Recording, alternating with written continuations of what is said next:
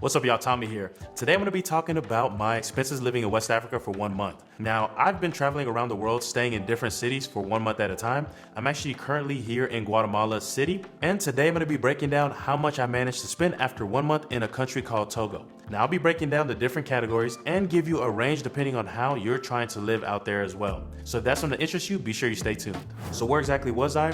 I was actually in Lome Togo, which is the capital of the country of Togo. It's actually a coastal city in Western Africa. Now, a lot of the times people wonder exactly how and why I even travel to locations for a month at a time. It comes out to me being location independent, which basically means I'm able to work from my laptop, so I'm pretty much working from different locations around the world. So it didn't actually start off with just me jumping in with 2 feet. What actually happened was I decided to take a vacation for my birthday and go out to Colombia. And I initially wanted to be there just for a week, and a week turned to 2 weeks, which turned to 3 weeks, which ended up turning into a full month. So it's something that I always aspired to do, but I kind of gradually got into it during this trip. From there, it kind of started something where I would just go from place to place, just trying out different cities and staying there for a month and just seeing how it was, how the energy was.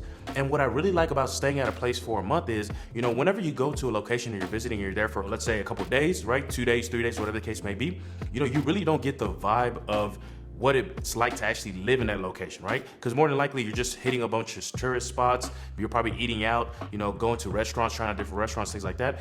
Because of me staying a month, I can't just go out to eat at restaurants every single day. Well, I mean, I could, but I want to get more of a sense of what the lifestyle is as a local. So what I'll typically do is I actually go out, buy groceries. I'm cooking food at my home. I actually try to cook different meals that are actual meals that are made in that region or in that area, wherever I'm at, right? So I try to figure out what kind of meals the locals actually prepare at their house, and I try to prepare similar meals just to get an idea what it really is like to live in that city. So why did I actually choose Lomé?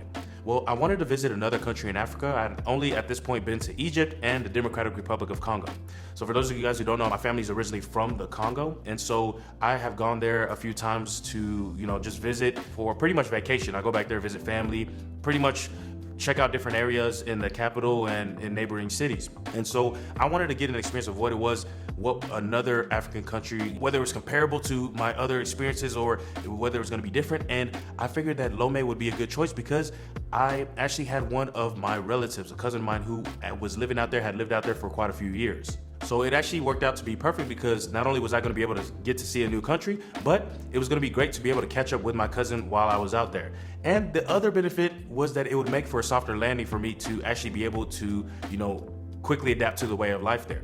One of the things that I found that makes it a bit difficult to stay in locations for a month at a time is that, you kind of have to get into the rhythm of things. You can kind of think of it as, whenever you move to a new apartment, let's say that you are starting new, right? You were coming into an apartment with not much, right? In terms of groceries, all that stuff, right? Not knowing what area you're in, especially if you're doing like a long distance move. That's kind of how I am, right?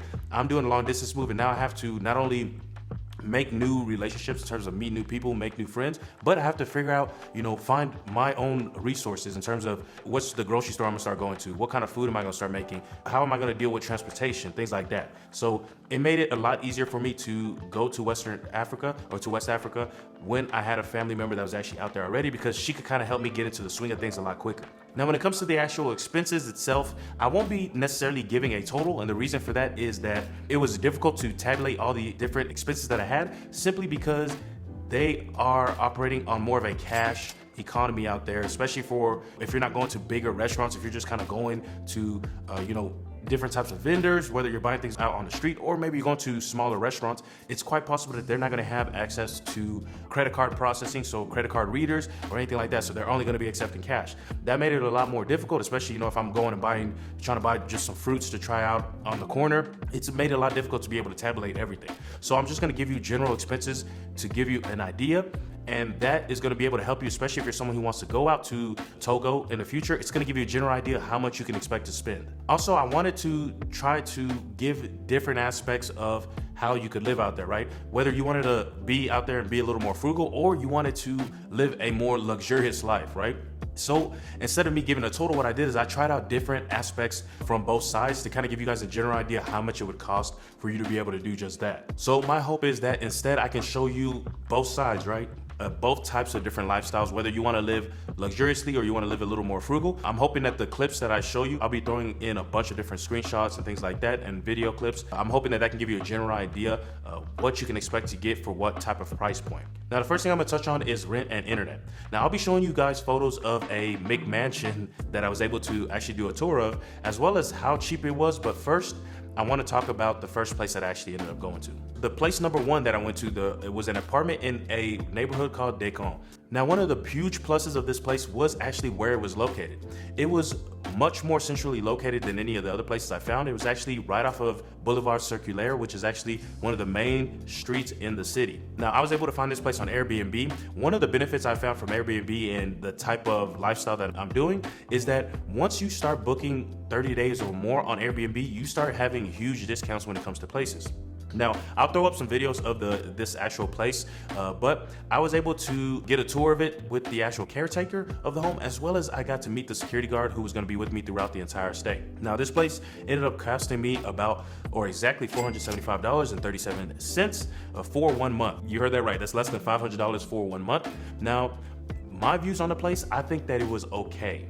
Compared to the other Airbnbs that I actually ended up seeing, I would say that this place was pretty average. It was decent. There was little things that I didn't really like about it, so I want to say that I wasn't 100% comfortable. That's one of the things that I'm always mindful of whenever I'm looking at Airbnbs, is I want to make sure that it's a place where I can actually feel comfortable, that actually feels like a home. Now, this one, it felt a lot more staged. In a sense, it felt like someone was doing it was kind of like a rental property as opposed to someone's home, or a home that you felt like you were living there and how you'd want your home to be.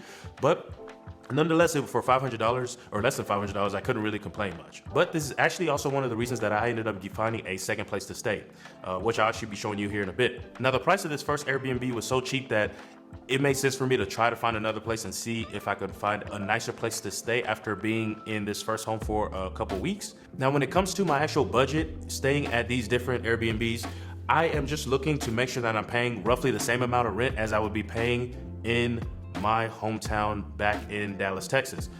So Dallas, Texas, the rents they were decently cheap. Now they've definitely gone up, especially with the current housing market. As long as I'm paying reasonably what I would expect to pay living in Dallas, then I don't mind spending a little bit more money if I haven't passed that threshold. Now, a huge positive on this first Airbnb, the Decon house, is that it felt like I was really in the mix or in the heart of the city. When I'm visiting cities, I love just walking around and exploring and getting to meet people from all different walks of life, and this was definitely a great spot for me to be able to do that. Now, before I actually talk about the second Airbnb that I got, I do want to touch on the McMansion that I found in a city called Baguita. Baguita is more of a suburb of Lomé, which is the capital. It was still a nice area to be in, Now, when I went and visited the place, and I'll throw up a little screenshot here or a video so you can see, but when I went and visited the place just outside of the city, it took me almost 30 minutes to get out there, And it was an area where there's a lot of new construction. They were pretty much building all these, huge gated homes all around the area. And this is one that had been built by someone who had just moved out of town. Now, I had no idea what to expect. This was actually through a real estate agent that my cousin had put me in contact with, and he's the one who recommended I come out and take a look at this home. Now, when I pulled up, it ended up being this huge house with around 4 different bedrooms. It had maid quarters, all this different stuff. And, for me, it seemed like a little much for just one person to be staying at a home like that. And the craziest part, the rent on this place would have only been $1,000 a month. So it actually would have fit perfectly in my budget, but I decided against it for a few different reasons. One, the house was way too big for me, to live there just alone. And also, it was so far from everything that I would either have to rent a car and be driving around, or I would have to order a car from their version of the Uber app, which is called GoZim. And I'll touch more on the transportation later, so we'll definitely be deep diving into it. But for me, either way, the transportation cost would be increasing drastically.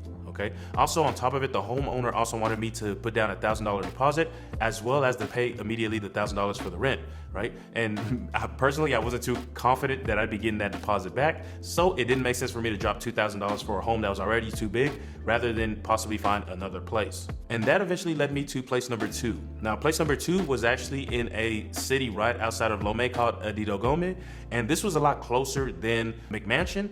It was, I would say, probably about let's say 15 minutes from the main city. It was in a gated community called Cité Mokpokpo, and I'll throw up some screenshots here so you guys can see it. So this place was dope as well. I went up there, got to tour the home and everything, and it was much more the style that I was looking for. It was much cleaner. There was a lot more space. It had a large kitchen. It had a washer as well for me to be able to do laundry. And for me, it seemed like it covered all the bases for what I was looking for. I definitely felt a lot comfortable in this home than I did in the first Airbnb that I had gotten that was actually in the main city. Now, when it came to the cost of this place, it actually cost $528.36 for 2 weeks, okay? At this point, I had already been in Lomé for about 3 weeks, I believe. Maybe I had been there about 2 weeks. I can't remember exactly, maybe 2.5. And so I only needed about 2 more weeks as I was gonna be heading out of the city soon. Now, when it comes to the actual neighborhood itself, it's much more of a working middle class and above neighborhood. Okay, that's what I really liked about it. I was definitely having different conversations with people in this area than I was whenever I was in the city center. I remember even at one point me walking around and visiting the neighborhood, sitting down to grab a drink, and next thing you know, I ended up meeting some, a working class guy who he used to work for the government, had started his own company, and was pretty much at the point where now he was kind of going into retirement of a sort, right? So now he was kind of a lot more laid back. He was just coming to this local spot that I happened to stop at, his place where he came daily to just grab a drink before he headed home. So that was definitely a dope experience. The people here were nice as well, just like down in the city center, but it was kind of, we were just having different types of conversations that I would be having with people who were actually in the city center. So funny enough, when it comes to housing, towards the end of my trip, about the last 2 weeks, I technically had 2 places to live in Togo. Now, one was in the suburbs and the other one was actually in the city, closer to the city center. But to me, it wasn't an issue because I was still able to keep on budget and spend around $1,000 for accommodation. So total in accommodation, I spent $1,003.73. Now, next I'm gonna be touching on electricity, which kind of sounds crazy for me to just dedicate a whole section to electricity, but here, the electricity situation is so interesting that I had to touch on it. Now, after this, I'm gonna be deep diving into how much I was paying for full meals and food, things like that. But let's first talk about how expensive electricity in Togo can get. Now, I was using a prepaid system in Togo. That pretty much meant that, once my prepaid amount ran out, I had to add more money into my electricity or they were gonna cut it off. So basically what would happen was I might be sitting in my house and I was using electricity maybe faster than I thought, and next thing you know, the electricity would cut off, so I'd have to reach out to the caretaker and give him cash so he can actually reload my electricity for me. Now, just to give you an idea how expensive electricity was, I wanted to compare it to electricity costs in the US. Now, per the US Energy Information Administration, which is a government agency, the average US electricity rate in 2021 was 13.72 cents per kilowatt hour, okay? Now, I was paying around 24 cents per kilowatt hour, okay? So almost double. So to me, it felt like every week or so I was dropping $30 on electricity. And the crazy thing is, at the new spot that I had gotten, right, the second Airbnb in Cité Mokpokpo, it actually felt like it was even more, right? So when it came down to what was really eating up all the electricity, it was really the air conditioner units, because the temperature in Lomé stays pretty much between 74 to 90 degrees year round. But it tends to lean more towards the 90 than the 74. On top of that, it was also the fridge that was continually running day in and day out. But when I really look at it, it still didn't really affect me in terms of how much I was spending in Togo compared to what I might be spending in the States overall. Now, when it comes to the food in Lomé was relatively cheap. So much so that instead of me doing my usual trying to cook my own meals and eat out only on like weekends or special events, I pretty much just got my food catered. So pretty much I had a chef who would send me a list of what he'd be cooking the next day on WhatsApp, and I could order what I wanted and he'd have someone deliver it to me the next day. So the convenience and the price made it a no-brainer for me. I mean, he was cooking and delivering the meals to me for 1,500 seifa, which was $2.41 per meal. So that was what I was doing to eat for the majority of the time that I was there. Now, when it comes to restaurants, I did go out to a lot of different restaurants out there, but I want to focus on really 2 different types of restaurants, or 2 restaurants that'll show you kind of 2 different spectrums that they had out there, both of which were excellent to me. Okay, now there's a more reasonable priced restaurant called 50/50. The pricing was a lot cheaper. This was a lot more of a local vibe there. I was able to, pretty much eat the same meal twice. So I literally ordered a meal. It was good. I ate it, enjoyed it, loved it. And I ordered another one as well because of the price being so cheap. So I ended up eating a total of 10 brochettes. I'll try to find a picture for you guys somewhere so you guys can see. They came out to about 200 seifas times 2. I had 2 plates of fried plantains. Those were 1,000 sefas, and you multiply that by 2 as well as I got a bottle of water. And all that came out to $7.54. Now that was one end of the spectrum. On the other end, I went to a higher end restaurant that was geared a lot more towards foreigners or high income earning Togolese folks, okay? Now this place was called Maison S, and for what I ended up doing there was I actually went out with my cousin. She was the one who had told me about it, and I ended up ordering a pizza for 7,000 sefa for me, as well as a chicken club sandwich for my cousin, which was 4,500 sefa. Now on top of that, we got a bottle of water, which was 1,500 sefa, so the total came out to 13,000 sefa, or about $20.86, okay? So this is a lot more similar to what you would expect to, I mean, still cheaper than what you might see depending on what type of restaurants you go to in the States. But for me, it was a lot more than I was used to spending while being out there. But still, for me, it made sense. It was a good experience getting able to hang out with my cousin and just trying out a new restaurant. I will say she definitely chose a better dish, as the chicken sandwich was one of the best chicken sandwiches that I've ever tried. So definitely loved it. I will definitely be going back if I'm in town again. In the end, I couldn't cook food cheap enough at home where it really made sense for me to be doing it. So I paid for catered food most of the time and just made breakfast at home pretty much. And also kept different types of fruits that I would eat if I ever got hungry throughout the day.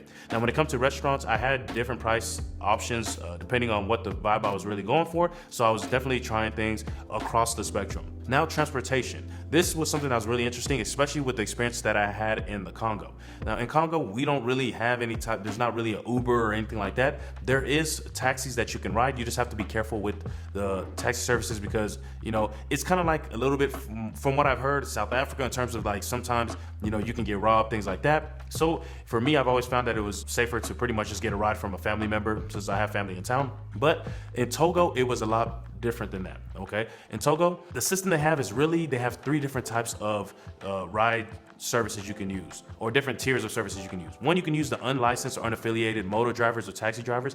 These are pretty much guys who pretty much just woke up, got in their car and decided to give people rides, and you pretty much just negotiate a price with them, tell them where you're going, negotiate a price, and then just hop into the ride if you are in agreement with it. There's both taxis, which are really just regular looking cars, and there's moto drivers. These are guys who are just on their motorcycle. They'll flag you down and you just wave back at them if you want to ride. Now, the next tier is, you know, affiliated moto drivers, okay? So this is a service called Lomé, which is sort of like Yellow Cab in the States, right? The way Lomé works is it's pretty much a company that trains these guys. They're entrepreneurs in a sense, where they've been trained and they can just go out and get rides. They keep all the money that they make from the rides, but their rides are metered, right? So they have an actual meter that calculates the distance. And all they have to do is they pretty much just pay Lomé, the company, to rent out the bikes or the motorcycle. Now, typically for me, I was paying around 30 cents to $2 per ride, depending on what distance I was going. Now, keep in mind that I did for 2 weeks, I was living out in the suburbs, so that's why I was seeing more of the $1 to $2 per ride. But when I was living in the middle of the city, I really wasn't spending that much. And, you know, I'm not really traveling a large distance, especially whenever I'm living near the city center. Now, the third option was more of an Uber driver style through an app called GoZem. Now, typically I spent around $2 to $6 per ride. Now, these were going to be rides where, you know, you're sitting in a car with a guy who's using an app and, you know, you have AC, everything's pretty much perfect, right? So this is probably like the nicest version. But for me, when it came to my choice, I rarely use the GoZem app. I typically would be looking for Lomé drivers just because of the convenience, right? They're really easy to spot because they're always wearing this neon green on the road. They have the neon green vest as well as their bikes, and they tended to be readily available to the point where it didn't make sense for me to waste time, you know, looking on the app and trying to request a ride. Most of the times, all I did was just go out on the street and see Lomé drivers and flag them down, and they were also a lot cheaper than the app. Okay, so when I really started using the app was whenever I was out in the suburbs at my second Airbnb.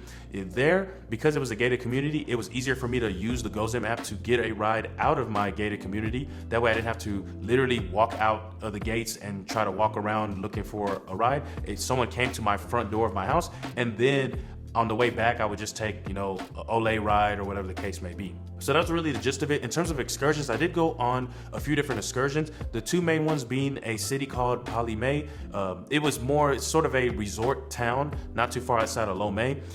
In terms of money spent, the biggest expense would be the transportation. You know, I spent roughly 5,000 sefa each way, total 10,000 sefa round trip, just riding in a group taxi. Okay, so that made it really, you know, it wasn't that much of a cost when it comes to the trip. And I didn't really spend any money as I was there. I probably had like a drink or two, and then I was walking around most of the day just taking pictures of different waterfalls and things like that. Now, I did actually go to another city called Zafi. This is actually a small village where my cousin's boyfriend was actually living whenever he first got to Togo. And it actually cost us a lot more for this because we actually had a private driver. So we ended up paying 20,000 SEFA for the actual driver. But the dope thing was we had a personal driver who pretty much took us wherever we wanted to go for the entire day. So we had him for the whole day. As opposed to my first trip at Lomé, the reason why it was so cheap was because I was literally in a shared group taxi that was dropping us off in one location, right? So this was, we had a driver that was, he would stop anywhere we wanted to stop. We were able to,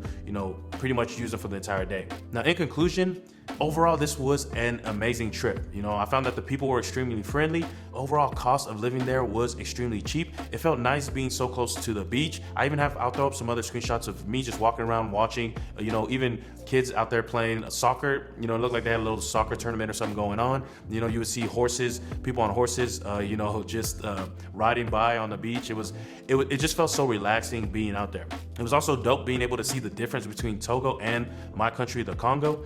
And overall, I'm just thankful for my cousin being there because I was able to just get into the mix of things a lot faster, right? I was able to meet not only her friends who were from the West, right? So people who are from France or people who are from the US, but also being able to meet the locals who were actually Togolese, right? And they were able to give me a view of the city from both sides. So that's what made it really dope. Now, I can't wait to go to Togo again as there was a lot of things that I wanted to do, but I just didn't have the time to get done. And also, I'd like to visit even more of West Africa. A lot of people are telling me good things about other countries that are out there. So I'll definitely be going back out to that region again. Now, if you're interested in more cost of living videos as I travel around the world, be sure that you hit the subscribe button so you don't miss my next video. Also, be sure that you save this playlist here so you can check out all my other cost of living videos as well. Alrighty, so I appreciate y'all taking the time to watch. Be sure that you let me know what you think down in the comments below, and I'll see you at the next one. Peace.